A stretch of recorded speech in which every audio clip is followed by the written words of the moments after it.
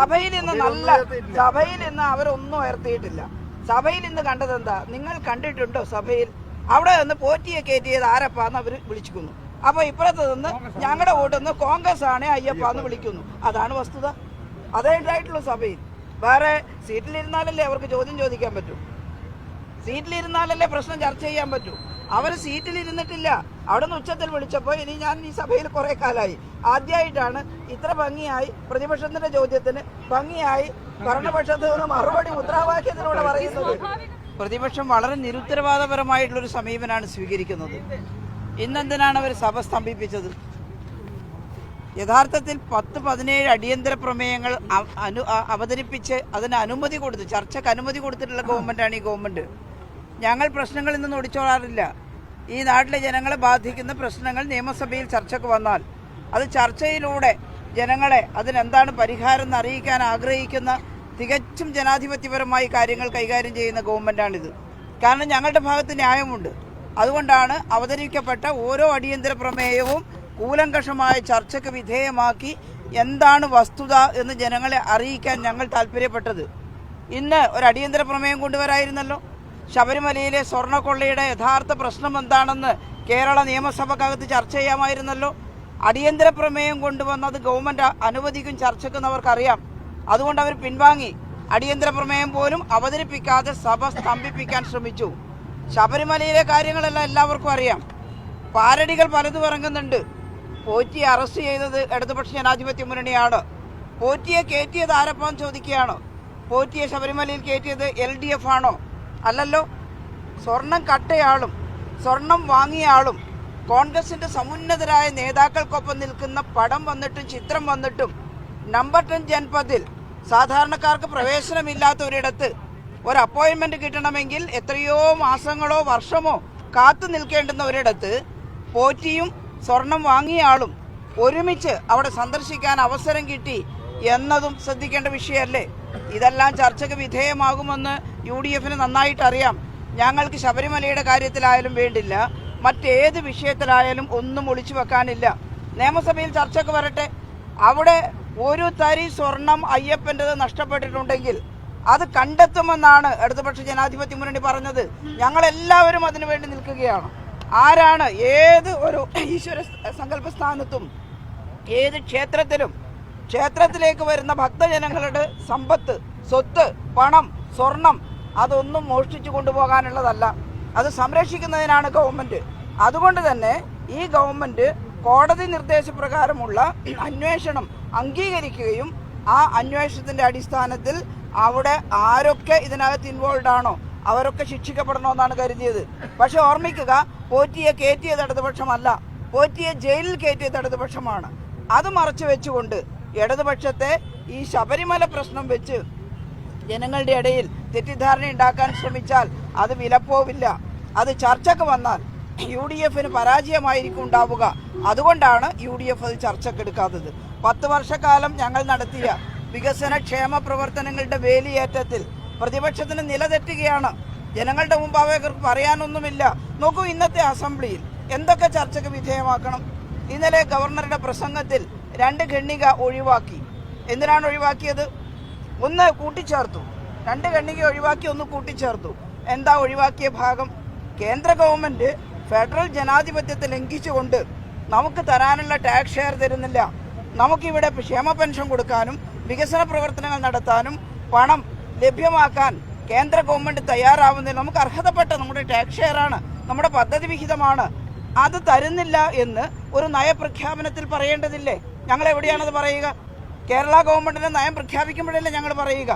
അങ്ങനെ ഞങ്ങൾ പറഞ്ഞപ്പോൾ ആ വാക്കുകൾ തിരസ്കരിച്ചു. ഗവർണർ അതൊരു സ്വതന്ത്രമായിട്ടുള്ളൊരു സ്ഥാനമാണ്, നിഷ്പക്ഷമായിരിക്കണം. ഗവർണറുടെ സ്നേഹം, ഗവർണറുടെ പ്രീതി ഗവൺമെൻറ്റിനോടായിരിക്കണം, മന്ത്രിസഭയോടായിരിക്കണം. ആ മന്ത്രിസഭ തയ്യാറാക്കുന്ന നയപ്രഖ്യാപന പ്രസംഗം, ഇടതുപക്ഷ ജനാധിപത്യ മുന്നണി തയ്യാറാക്കിയ നയപ്രഖ്യാപന പ്രസംഗം അപ്പടി ഗവർണർ വായിക്കാൻ വിധിക്കപ്പെട്ടയാളാണ്. അല്ലെങ്കിൽ അത് വായിക്കണം, അത് നിർബന്ധമാണ്, മസ്റ്റാണ്. വായിച്ചില്ല. ആ വിമർശനം പ്രതിപക്ഷം ഉന്നയിച്ചോ? അതുപോലെ തന്നെ ബില്ലുകൾ അവിടെ കെട്ടിക്കിടക്കുന്നു. അത് വസ്തുതയല്ലേ? ഈ നാട്ടിലെ ജനങ്ങൾക്ക് വേണ്ടിയുള്ള ക്ഷേമ വികസന പ്രവർത്തനങ്ങളുമായി ബന്ധപ്പെട്ട ബില്ലുകളല്ലേ കേരള നിയമസഭ പാസ്സാക്കുന്നത്?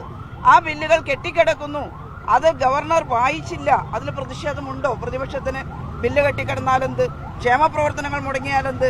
അവർക്ക് എങ്ങനെയെങ്കിലും അധികാരത്തിലേറണം. ഈ നാട്ടിലെ ജനങ്ങൾ ഈ കാര്യങ്ങളെല്ലാം മനസ്സിലാക്കണം. വളരെ സാഹസപ്പെട്ടായാലും തനത് വരുമാനം വർദ്ധിപ്പിച്ചും ക്ഷേമ പ്രവർത്തനങ്ങൾ നിലനിർത്തിയും അന്തസ്സോടെ ഈ കേരളത്തിലെ ഗവൺമെൻറ് ഭരിക്കുകയാണ്. ഇനിയും ഒരുപാട് വികസനം ഇവിടെ കൊണ്ടുവരുമെന്നാണ് നയപ്രഖ്യാപനത്തിൽ പറഞ്ഞിട്ടുള്ളത്. ആ നയപ്രഖ്യാപനത്തിൻ്റെ നന്ദി പ്രമേയം ഇന്ന് ബഹളങ്ങൾക്കിടയിലല്ലേ അവതരിപ്പിക്കാൻ കഴിഞ്ഞത്. TP രാമകൃഷ്ണൻ MLA അത് അവതരിപ്പിക്കുമ്പോൾ എന്താണ് അതിനകത്ത് പറയാനുള്ളത് എന്ന് കേൾക്കാൻ പ്രതിപക്ഷ ഉത്തരവാദിത്തം കാണിക്കണ്ടേ? അവർക്ക് പറയാനുള്ളത് സഭയിലിരുന്ന് ശക്തമായ വിമർശനങ്ങളായി ഉന്നയിക്കാനോ അവർക്കതിലൊന്നും താല്പര്യമില്ല. ആ താല്പര്യമില്ലായ്മയാണ് ഇന്നത്തെ ബഹളങ്ങൾക്ക് കാരണം. ഇവിടെ LDFിൻ്റെ നേതാക്കളെല്ലാം പറഞ്ഞതുപോലെ ഇത് ശരിയായിട്ടില്ല, ജനാധിപത്യപരമല്ല. അവിടെ ഇരുന്ന് പറയാനുള്ളത് ജനങ്ങളെ കേൾപ്പിക്കുകയായിരുന്നു യഥാർത്ഥത്തിൽ പ്രതിപക്ഷം ചെയ്യേണ്ടത്. ഞങ്ങൾക്ക് അശേഷം ഭയമില്ല ആ കാര്യത്തിൽ, ഞങ്ങൾക്ക് മടിയുമില്ല. ഏത് ചോദ്യം വന്നാലും അതിന് ഞങ്ങൾ ഉത്തരം പറയാൻ ബാധ്യസ്ഥരുമാണ്. അത് ഞങ്ങൾ പറയുകയും ചെയ്യും. ജനങ്ങളുടെ പ്രശ്നം പരിഹരിക്കാൻ ഞങ്ങൾ ഇടപെടുകയും ചെയ്യും. CPM നേതാക്കളും തമ്മിലുള്ള ചിത്രമാണ് പ്രധാനമായും പ്രതിപക്ഷം ഉയർത്തിക്കാട്ടുന്നത്. എങ്ങനെയാണ് ആ ചിത്രങ്ങളെ CPM പ്രതിരോധിക്കുക? CPM നേതാക്കൾ എന്ന് പറയുമ്പോൾ കടകംപള്ളിയുടെ കൂടെയുള്ള ചിത്രമായിരിക്കും ഉദ്ദേശിച്ചത്. ഇന്നലെ കടകംപള്ളി അതിന് മറുപടി പറഞ്ഞിട്ടുണ്ട്. സോണിയാഗാന്ധിയുടെ കൂടെയുള്ള ചിത്രം വന്നിട്ട് നിങ്ങൾ എന്താ ചോദിക്കാഞ്ഞത്?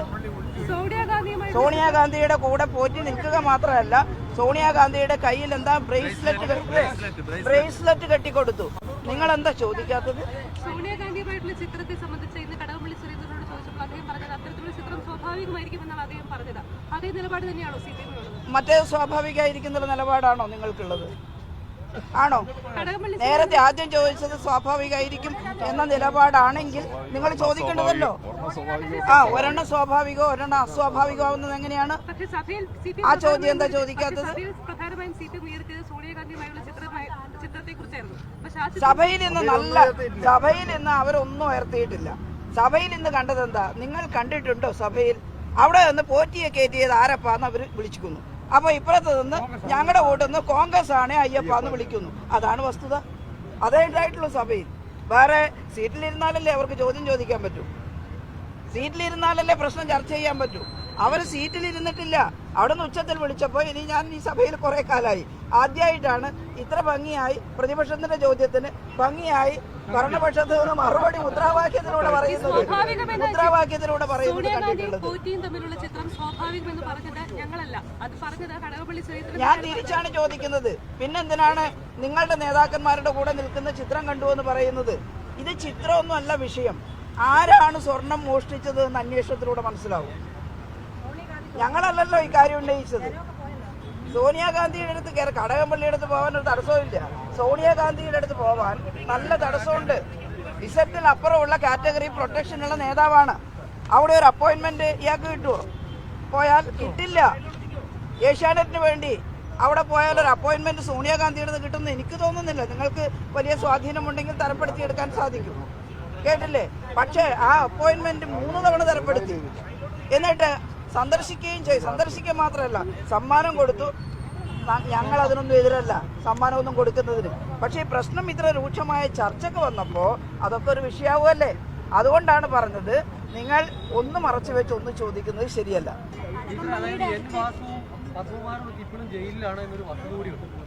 ഞങ്ങളതിന് വ്യക്തമായ ജയിലിലുള്ള N വാസുവും പത്മകുമാറും മാത്രമാണോ ജയിലിൽ? ഞങ്ങളതിന് ഉത്തരം പറഞ്ഞിട്ടുണ്ട്. എന്താ? അന്വേഷണ ഘട്ടത്തിലാണ്. ആ അന്വേഷണം കഴിഞ്ഞ് അവർ കുറ്റക്കാരാണെങ്കിൽ ഞങ്ങൾ അവരെ സംരക്ഷിക്കില്ല എന്ന് തുടക്കത്തിലേ പറഞ്ഞു, ആരായാലും. പക്ഷേ N വാസും പത്മകുമാറിന് അപ്പുറം കുറെ പേരുകളുണ്ടല്ലോ ജയിലിൽ കിടക്കുന്നത്. അത് ഏത് രാഷ്ട്രീയ പാർട്ടിയുമായിട്ട് ബന്ധപ്പെട്ടവരാണ്? നിങ്ങളെന്താ അത് പറയാത്തത്? നിങ്ങളെന്താ അത് ചോദിക്കാത്തത്? അപ്പൊ ഇതിൽ ഞങ്ങൾക്ക് പക്ഷഭേദമൊന്നുമില്ല.